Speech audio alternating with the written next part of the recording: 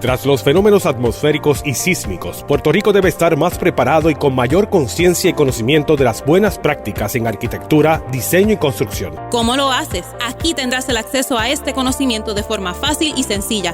Ahora comienza Arquitectura en Blanco y Negro. Saludos a todas y todos aquellos que nos escuchan. Yo soy el arquitecto Luis Vadillo Lozano, decano de la Escuela de Arquitectura y Diseño de la Pontificia Universidad Católica de Puerto Rico, y estoy con ustedes como todas las semanas hablando de arquitectura, deseándoles a todos que se encuentren bien y en salud y recordándoles que Dios nunca nos abandona. Como siempre les digo, ustedes no han vivido ni vivirán un solo día sin arquitectura. Estamos siempre rodeados, protegidos y acompañados por arquitectura, y así será por el resto de nuestras vidas. Este programa compartirá con ustedes conocimientos de la profesión, aquellos que les sirva para evaluar, observar, saber exigir y saber apreciar la buena arquitectura. Comparte conmigo el programa de hoy nuestro coordinador de la Unidad de Historia y Teoría, el arquitecto Jesús Meléndez Vázquez, y prontamente se unirá a nosotros el coordinador de operaciones y asistente del decano, el arquitecto Job Bonilla Rosa. Gracias a ambos por acompañarme hoy. Saludos, Jesús. Saludos, decano. Un placer estar aquí. El tema de hoy es uno que me apasiona y que resulta en extremo acertado para nuestra profesión. Es el tema de valor versus costo, que también se pudiera decir como el valor añadido de la arquitectura. Y para eso quisiera, antes de proceder, ir a la definición de qué es valor añadido o conocido también como valor agregado. El valor añadido, el valor agregado, es la utilidad adicional que tiene un bien o servicio como consecuencia de haber sufrido un proceso de transformación. Dicho de otro modo, el valor de un producto o servicio vale más que la suma de los recursos utilizados para su construcción. Eso obviamente nos lleva directamente a la arquitectura. De hecho, hay un libro recién publicado de Janet Plot y de Marcelo Sarovic. Ellos son chilenos y escribieron un libro que se llama así mismo, Arquitectura como valor añadido, y presenta un conjunto de edificios contemporáneos y de otros momentos del siglo XIX, finales del siglo XIX, del siglo XX mayormente, en el Chile actual. En dicho libro nos comparten cómo un edificio, a través de su excelencia en el diseño, logra primero vigencia a lo largo de las décadas y logra aprecio por distintas generaciones. Y logra tanto aprecio que consigue de esa manera perdurar, que consigue que no ser sustituido, no ser demolido. O sea que en cierta medida el valor que le añade la buena arquitectura a un edificio es un ejercicio de sustentabilidad, ya que evita la sustitución. Eso es como un tema adicional que pudiéramos, y me gustaría que pudiéramos tocarlo más adelante en la conversación. Pero sin continuar abundando en el tema, ya que volveremos al mismo, me gustaría, Jesús, si puedes entonces compartir con nuestro público lo que le hemos prometido que vamos a hacer, que es siempre tener nuestro arquitecto de la semana. Y estoy bien interesado en ver qué arquitecto nos estarías presentando hoy y por qué. Bueno, saludos. Qué bueno estar compartiendo con todos ustedes, presentando a nuestro arquitecto de la semana. Y en el día de hoy me gustaría presentar al arquitecto alemán Mies van der Rohe, junto con una breve anécdota que resulta ser hasta polémica en la historia de la arquitectura de mediados del siglo XX, ¿verdad? Alrededor de una de sus obras más importantes, la Casa Farnsworth, localizada en Plano, Illinois. Y es aquí en donde el resultado de una arquitectura como valor añadido, no solo como un valor estético y económico, sino histórico, es determinado por una polémica entre un arquitecto y una clienta, ¿verdad? Consolidando la honestidad de la estructura como signo de una arquitectura nueva en mediados del siglo XX. Y Ludwig Mies van der Rohe, quien fue uno de los arquitectos más destacados de Europa en la década de 1920 y 1930, aportó con una arquitectura basada en la honestidad y simplicidad estructural, enmarcando su famoso eslogan Less is more, o menos es más. E incluso se hizo famoso por el diseño de sus icónicas sillas, ¿verdad? Como la silla de Barcelona para la Exposición Internacional de 1929, una silla ceremonial que representa en sí misma la modernización y honestidad del siglo XX. Es decir, una silla de acero y cuero digno para el rey y reina de España. Ya para el 1938 decide inmigrar a los Estados Unidos a causa de la Segunda Guerra Mundial, aceptando un trabajo como director en la Escuela de Arquitectura del Instituto Tecnológico de Illinois en Chicago. Y su carrera, que para algunos historiadores, ¿verdad?, acabó como en un aparente punto muerto. Curiosamente, esta imagen que observan Mies entre sus estudiantes, una frase particular de él cuando él veía los proyectos de sus estudiantes, les decía, repítelo, hazlo de nuevo, ¿verdad? Que es un tema particular que se ve en su propia práctica, repetir estos temas centrales de la arquitectura. Sin embargo, su carrera se reanima en 1945 cuando conoce a la doctora Edith Farnsworth en una cena, ¿verdad? Y la doctora Farnsworth, que no solo es una doctora en medicina, sino una coleccionista de arte y una aficionada a la poesía, ¿verdad? Le comentó a Mies que estaba interesada en construir una casa de fin de semana en un terreno a una hora de distancia de la ciudad, ¿verdad? El cual Mies acepta con unas condiciones. Es en este momento en que Mies y Edith pronto harían historia en la arquitectura. Irónicamente, en 1951, la doctora Farnsworth y Mies van der Rohe se demandaron el uno al otro, ¿verdad? Mies buscaba honorarios impagos y la doctora Farnsworth demandó por supuesto fraude y engaño, ¿verdad?, alegando que Mies no la tenía informada de los detalles del proyecto, obligándola a pagar cantidades exorbitantes de dinero, ¿verdad?, solo para ser descubierta en el tribunal por una fotografía como evidencia de ella mirando los planos de la casa, ¿verdad?, en el despacho de Mies, casi que, ¿verdad?, desestimando el caso a favor de Mies van der Rohe.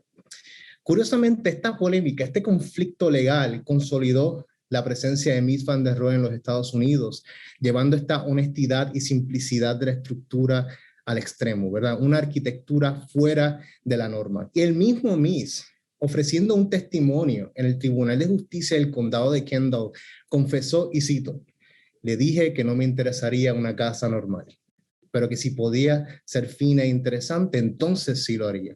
Ella sabía que tendría una casa que no era normal. Así que esta arquitectura de la honestidad y simplicidad extrema no solamente se aplicó en una casa de campo, sino a la escala de la ciudad de Chicago, ¿verdad?, con sus famosos apartamentos ultramodernos de Lakeshore Drive de 1956, revelando a través de la transparencia el estilo de vida moderna de la ciudad. Me gustaría culminar con esta imagen polémica de la casa inundada, inaccesible, revelando un valor en donde la verdadera arquitectura es aquella que sin uso o incluso acceso a ella sigue intacta, sigue siendo una con su entorno, en la que Mies seguramente estaba entablando una conversación con el tema central de la atemporalidad en la arquitectura desde la antigüedad hacia la modernidad, una arquitectura sin tiempo como valor último. Así que muchas gracias por este tiempo, espero que sea de su agrado. Excelente arquitecto del día, excelente arquitecto de la semana. Muchas gracias, Jesús. Ciertamente viene al tema, viene al punto que nos ocupa hoy, que es el valor versus el costo. Ahí estamos hablando de cómo quizás la doctora Farnsworth no lo entendió en su momento, pero cómo el diseño innovador, diferente, que estaba proporcionando el arquitecto, en este caso el arquitecto Mies van der Rohe, le dio un valor que insospechado a esa solución, que es el que le permite ser uno de los ejemplos de lo que es la arquitectura del movimiento moderno ya en los Estados Unidos, y un ejemplo sobre el extremo mínimo del minimalismo dentro del movimiento moderno.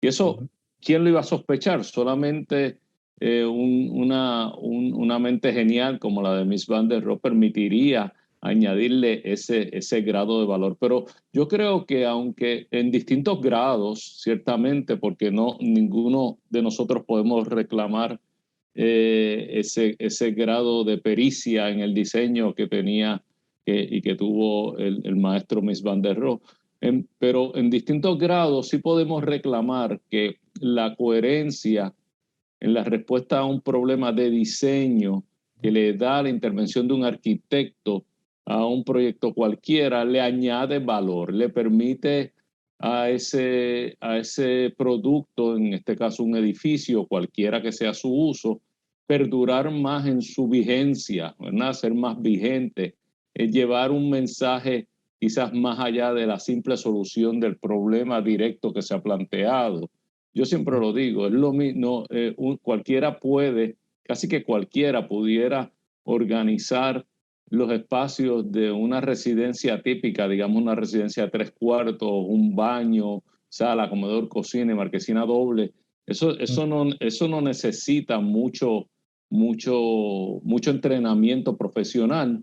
Sin embargo, el hacer eso, las 3 habitaciones, el baño, sala, comedor, cocina y marquesina doble, y hacerlo de una manera que le integre al contexto, que le permita llevar un mensaje, necesita ciertamente la sensibilidad de una mente creadora y entrenada, como es la de un arquitecto o la de los arquitectos. Y es en ese momento en que surge la arquitectura. No todo lo construido es arquitectura y no todos los que construyen o diseñan son arquitectos. No sé qué me puedes aportar alrededor de ese ángulo, Jesús. Yo creo que parte importante de Mies es que a través de sus proyectos, a través de su carrera, inclusive en sus proyectos conceptuales, siempre hay una conexión con el mundo real, ¿verdad? No podemos escapar de la luz, no podemos escapar de la gravedad. E incluso cuando él se enfrenta a este problema de que conscientemente el río, ¿verdad? El cuerpo de agua enfrente de la propiedad podía, ¿verdad? Desbordarse. Ocupar el site. Él decía, no hay problema, o sea, yo simplemente utilizo esto como una operación física que amplifica arquitectura. Por eso esa imagen, esa penúltima imagen o diapositiva que presenté es poderosa, porque si la arquitectura tiene la capacidad de existir aún así sin el usuario, sin inclusive el uso, y está en constante relación con el contexto, sigue siendo arquitectura. Es como las ruinas romanas o las ruinas griegas, ¿verdad? Que las consideramos, a pesar de que ya no tienen un propósito de uso contemporáneo, las consideramos como arquitectura. Yo creo que eso es un tema constante de Mies, que le da esa responsabilidad a la estructura misma, a lo que aguanta el edificio, a lo que hace el espacio mismo. Y seguramente el valor añadido reside en el lugar correcto, ¿verdad? En cómo se configura la arquitectura a través de su estructura. Claro, y es curioso que citas una frase, un pensamiento tan conocido por todos nosotros como el de menos es más, less is more, y casi que implica que con menos tú reduces los costos, pero aumentas el valor. Hay menos costos, pudiéramos decir, aunque quiero volver a ese punto en unos segundos, pero añades valor. Menos costos en el sentido de que hay menos esfuerzo. Todo el movimiento moderno parte de la premisa de que tú debes de poder resolver el problema de diseño con la menor cantidad de componentes posibles y con el menor esfuerzo posible. Y si fuera así, si tradujéramos componentes y esfuerzo en valor, en dinero, podríamos llegar a la conclusión que cuesta menos. Podríamos llegar a la conclusión que cuesta menos que una arquitectura que sea más decorada, más ornamentada. Uh-huh. Y sin embargo, no vale menos. El valor está ahí. Reside el valor precisamente en la honestidad de la solución y en el mensaje que se lleva con el esfuerzo del diseñador, que claro, no todos somos Mies ni somos Walter Gropius, pero que ciertamente sí intentamos en todos nuestros esfuerzos de arquitectura no simplemente resolver cómo funciona, sino atender otros aspectos que pudiesen ser menos tangibles, como puede ser cuál es el concepto, cómo es la manera en que yo me voy a acercar a este problema que es tan personal de cada diseñador. Y ahí, en la coincidencia de mi postura con la certeza de la solución como solución correcta, es que reside el valor. No necesariamente en cuánto me costó o cuánto cuesta construirlo o ensamblar este edificio, sino cuán acertada es la solución y qué mensaje estoy llevando más allá del obvio, más allá del básico que supuestamente surge en los primeros momentos del proyecto. ¿Qué tú opinas de esto para ir redondeando esta primera mitad del programa? Bueno, peculiarmente este presidente de la casa Farnsworth lidia con esa diferencia entre el costo económico, porque hay algo que hay que entender, ¿verdad? Al principio del siglo XX, como se estaba aplicando este aparato de producción estandarizada de elementos estructurales, de cómo se ensambla esta nueva arquitectura, realmente casi ninguno de estos arquitectos que se entrenaron en el siglo XIX, como Mies, Le Corbusier, Frank Lloyd Wright, tenían una idea clara de lo que querían hacer, pero no necesariamente la sociedad estaba preparada para llevar a cabo esa nueva arquitectura. Y hay un proceso de trial and error, ¿verdad? De intentar y de fallar, que en el contexto económico de la casa, progresivamente se aumentó los costos, porque como era nuevo, como se estaba ensamblando un edificio relativamente nuevo, un espacio doméstico nuevo en relación con su contexto, ciertamente fue algo crítico para la doctora Edith Farnsworth, pero no para Mies, ¿verdad?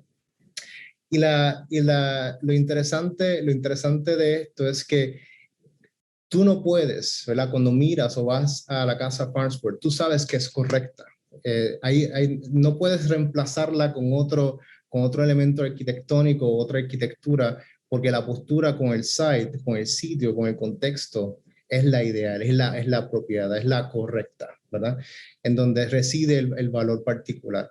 Y por eso es que me parece interesante que la solución o la mejor solución siempre es aquella que desafía el tiempo y no necesariamente tiene que ver con la materialidad, sino cómo es que se pone en coordinación las partes con el todo.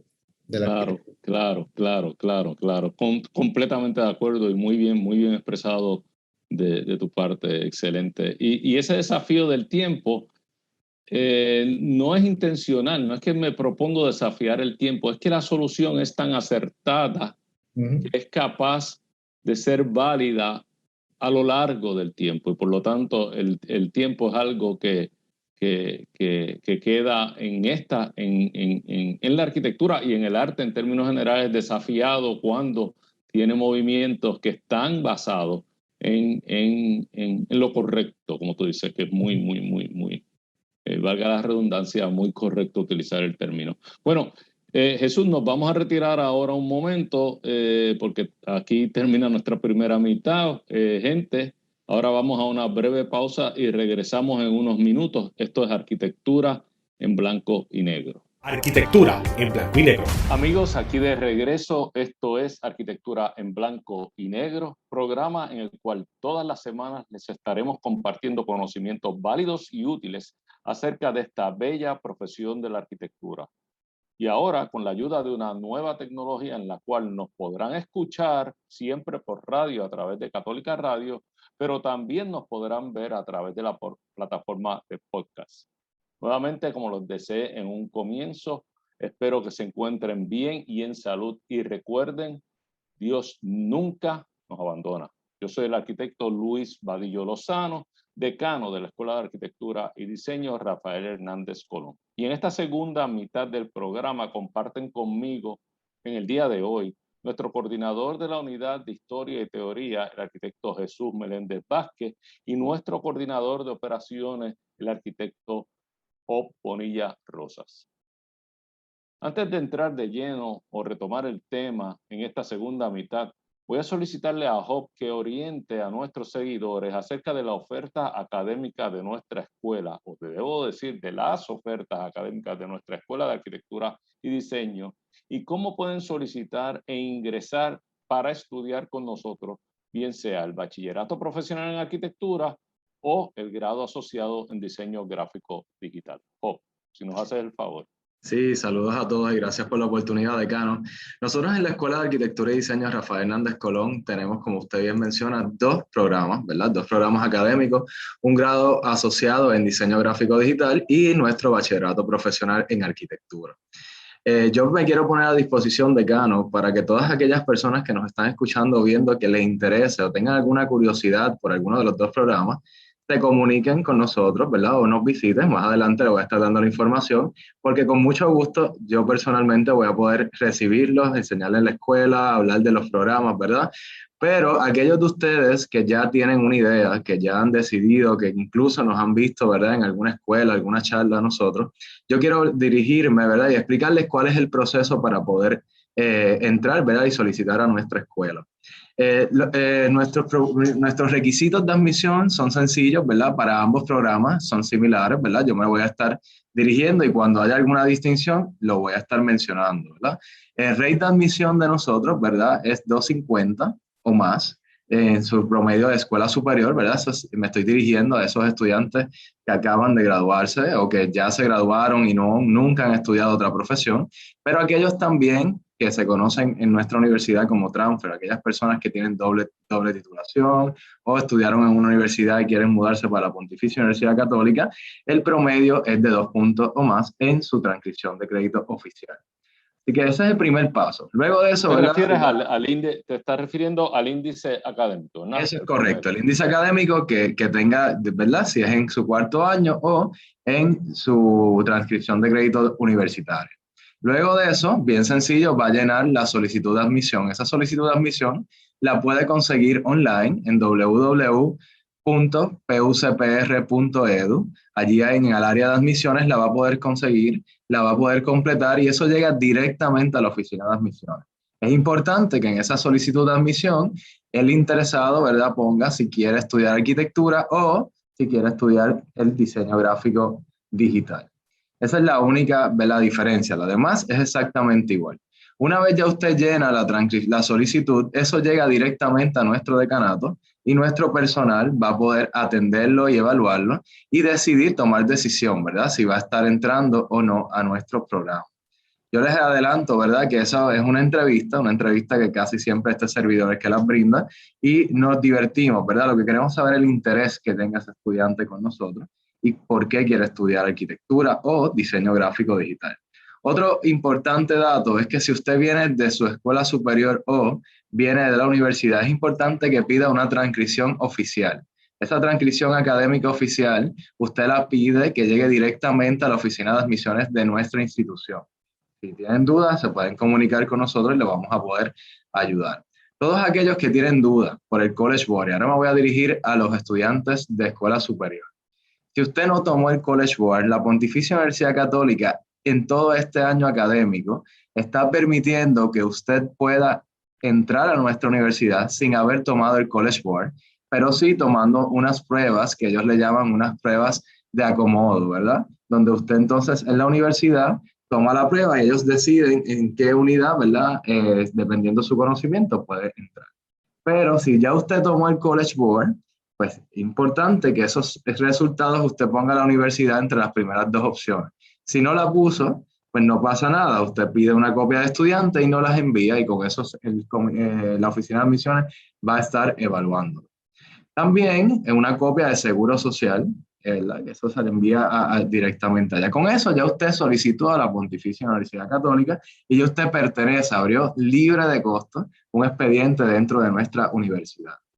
Aquellos de ustedes que me digan, arquitecto, pero es que yo no cumplo con 250, o yo tengo 1.5 de promedio y soy transfer, o mi College Board no es el suficiente para poder entrar. No se preocupe, yo siempre les recomiendo a mis estudiantes que soliciten. ¿Por qué? Porque nosotros tenemos un comité de admisiones que evalúa caso por caso.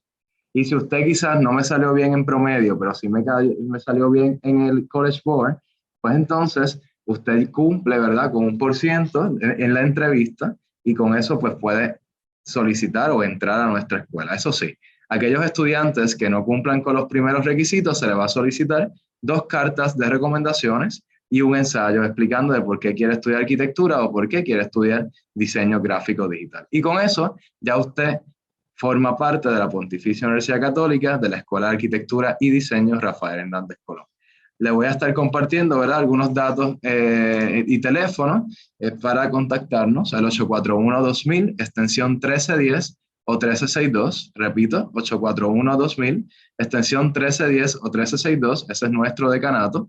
Y también puede visitarnos en nuestra página y nuestro Facebook bajo Escuela de Arquitectura Pontificia Universidad Católica o por www.pucpr.edu/arquitectura y allí va a encontrar toda la información. Pero como les dije al principio, si vienen a nuestra escuela, si llaman y sacan cita, con mucho gusto, cualquiera de nuestro personal lo va a poder orientar y guiarlos para este gran paso en su vida universitaria.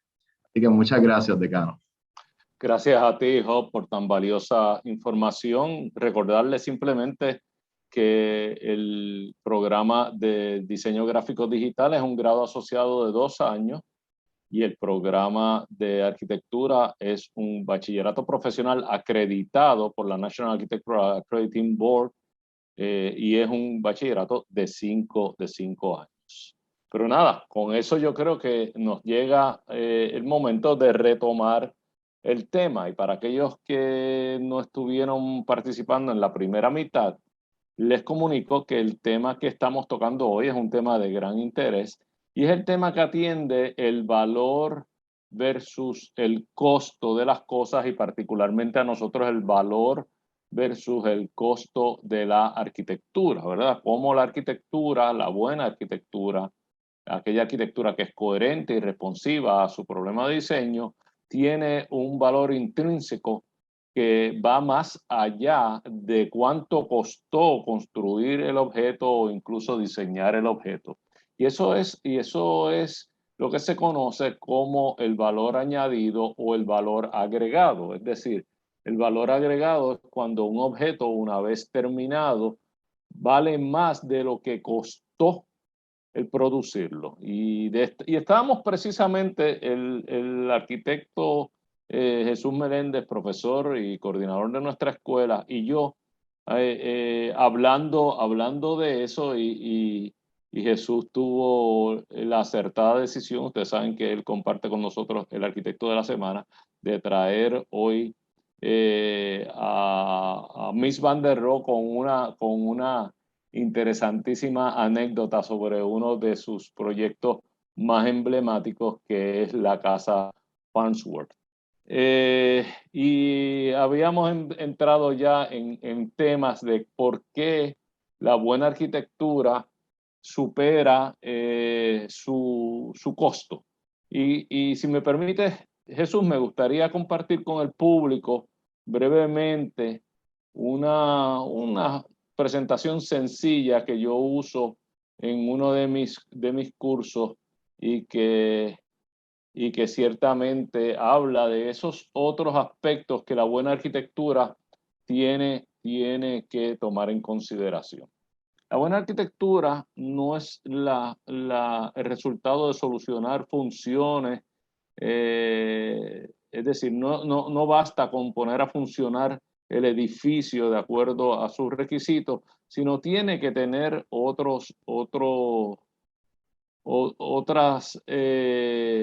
estrategias, tiene que manejar otras estrategias y manejar otras aspiraciones que van más allá de que funcione. Y tenemos la primera y quizás una de las más importantes, sin duda, la imagen. Toda buena arquitectura tiene que tener una imagen y todo arquitecto tiene que plantearse cuál es la imagen que quiere que su arquitectura proyecte. O sea, qué imagen es uno de los aspectos más importantes. Aquí tenemos un proyecto muy destacado del arquitecto Renzo Piano en Londres, de Shard, que es la torre de oficinas hoy por hoy más alta de la ciudad de Londres y es un conjunto de oficinas completo. El siguiente, el contexto. El contexto, cómo el edificio responde a su lugar, a su sitio, es otro de los aspectos que más nos debe de interesar y que le añade valor a la arquitectura y que no necesariamente sale de los requisitos del cliente, sino tiene que salir del interés y de la sensibilidad del diseñador. Aquí tenemos de la firma de arquitecto Picard Chiton el edificio en Georgia, Peachtree. Propósito. Tiene que tener un propósito. Aquí tenemos una torre en Nueva York y particularmente en una ciudad como Nueva York, donde hay tanta competencia por destacarse con tanta obra tan emblemática, uno de los propósitos debe ser realzar este edificio y lograr que el mismo se destaque. De alguna manera, obviamente, en este caso vemos la peculiaridad de la propuesta de la forma y de la tectónica de este edificio y cómo logra llamar la atención sobre él, que es parte de lo que obviamente con una inversión de un calibre como este, el cliente puede aspirar. Tiene que tener función, tiene que resolver la función. Aquí tenemos de Skidmore, Owens & Merriam en Nueva York, la torre del One Trade Center, que es la que ustedes, como todos ustedes saben, viene a ocupar parte de aquella ubicación de los Twin Towers que lastimosamente pues las perdimos luego de los ataques del 9/11, pero que lo sustituye una torre que es muy funcional, muy sencilla, es el edificio hoy por hoy más alto de la ciudad y que forma parte de un conjunto que todavía no se visualiza totalmente en esta foto, pero que hoy en día está mucho más avanzado. Y como ese, pues tenemos otros muchos edificios que con meramente observarlo vemos que el propósito del diseñador está más allá de simplemente resolver el problema de función. Hay una búsqueda de imagen, hay una búsqueda de integración al contexto, hay una búsqueda, hay un propósito, o sea, hay un concepto detrás de estos edificios y todo eso sumado le añade obviamente un valor que no es identificable de primera instancia, pero que solamente es posible si el arquitecto tiene la sensibilidad de acercarse al problema con ese interés. Es decir, el interés de añadirle a la solución un valor mayor. Aquí volvemos a ver el Peachtree en Georgia, que lo vimos antes desde el aire, y algunos otros edificios que ciertamente son significativos. Esto es parte de los grandes proyectos que se están llevando en la Avenida de la Reforma en México. Esto es uno de Richard Meier. Otro edificio de Richard Meier completamente diferente, pero esto ya en Nueva York. lo vimos anteriormente también. Otra torre Richard Meier, pero ya en California. En fin, solamente quería compartir unas imágenes, porque dicen Jesús que hay veces que una imagen vale más que 1000 palabras, y me pareció importante que aquellos que nos están viendo, los que nos están escuchando, lamentablemente, pues no pudieron disfrutarlo, pero aquellos que nos están viendo van a poder entender que no es tan sencillo resolver un problema de arquitectura cuando uno empieza a considerar que el edificio tiene unas obligaciones, tiene un propósito que va más allá de simplemente funcionar. No sé qué nos puedes decir o qué puedes añadir al respecto. Bueno, curiosamente, cuando estamos aspirando a ese valor añadido, me hace recordar que la arquitectura, tanto en su práctica, en la profesión y en la disciplina, casi todas se basan en este principio de anticipación. Cómo te anticipas a la imagen, cómo te anticipas a los problemas que pueda llevar el contexto, cómo te anticipas el propósito y función, obviamente, que tiene que cumplir la arquitectura. Pero estos son meros ingredientes, ¿verdad?, de la anticipación que quedan impregnadas en la memoria colectiva. O sea, y ese es casi como el examen final de determinar qué es arquitectura y qué no es arquitectura, ¿verdad? Yendo más allá de una opinión subjetiva. Hay algo que el público, cuando experimenta la arquitectura en la ciudad, en el espacio urbano, lo sabe, lo reconoce. Y es algo particular, ¿verdad?, que ese fenómeno sea tan instintivo, casi que natural, versus que es una aspiración que se ve en nuestra profesión y práctica. Sí, yo creo que, viste, fuiste muy acertado en mencionar que yo creo, yo coincido, debo decir, que aún una persona que no sé si lo dijiste con estas exactas palabras, pero me parece que el mensaje estaba ahí, una persona que no necesariamente está adiestrado en la profesión de arquitectura, cuando está frente a un objeto, frente a un edificio acertado arquitectónicamente hablando, que cumple con el propósito de imagen, es decir, proyecta lo que es, tiene una tipología adecuada, tiene una selección correcta de sus materiales y de sus ritmos y sus formas, o sea, tiene una buena tectónica, está bien dentro del contexto, forma parte integral de su vecindario, logró integrarse a pesar de que vino, quizás es el último que llegó.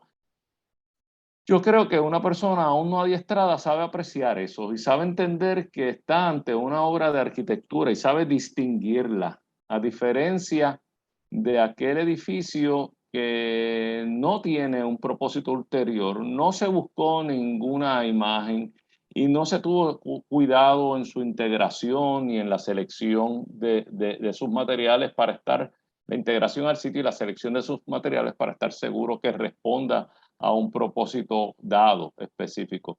Yo creo que eso, entonces, si tú coincides conmigo, es valor añadido, porque las personas, al identificar una obra de arquitectura de calidad, la distingue y quizás la aspira. Es decir, si yo voy a tener unas oficinas y yo voy a establecer mis oficinas, a lo mejor aspiro a que esté en ese edificio de oficina, porque es un edificio que se distingue, ¿verdad? O si yo voy a seleccionar un templo, a lo mejor aspiro a ir a mi misa dominical en ese templo, porque es un templo donde yo me siento recogido, donde yo me siento inspirado y motivado a la oración. Y así sucesivamente, ¿verdad? Si voy a un restaurante, si voy a un hotel, y toda esa magia de despertar esas aspiraciones y esa hambre o esa sed del individuo de participar de ese edificio, lo hace la arquitectura acertada. Quiere decir que hay un valor ahí que es identificable y es distinguible. Y yo creo que es una ventaja para aquel que opta por la arquitectura adecuada. Jesús, yo creo que se nos acabó el tiempo en esta segunda mitad. Es increíble lo rápido que se va el tiempo. Quiero agradecerte tu participación, ciertamente como siempre brillante. Y ya para concluir, también debo de agradecer a la Universidad Pontificia, al personal técnico que nos ha apoyado hoy, a Católica Radio, y gracias a todos aquellos de ustedes que nos acompañaron durante esta hora. Manténganse saludables y perseveren en su fe. Dios nunca nos abandona. Y recuerden que este programa Arquitectura en Blanco y Negro estará todas las semanas con interesantísimos temas. Les invitamos también a que visiten la página Facebook de nuestra escuela, arquitectura, @arquitectura.pucpr, donde podrán enterarse y ponerse al día de cuáles son las actividades que nosotros ofrecemos constantemente a lo largo del semestre. Se despide de ustedes con el mayor de los aprecios.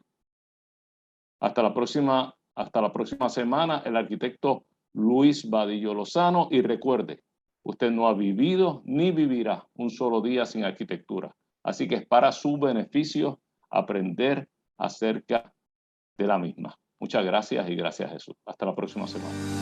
Todos vivimos en sintonía con la arquitectura. Queremos escuchar tus ideas, dudas y preocupaciones. Escríbenos a arquitecturaenblancoynegro@pucpr.edu. Arquitectura en Blanco y Negro es una producción de la Pontificia Universidad Católica de Puerto Rico.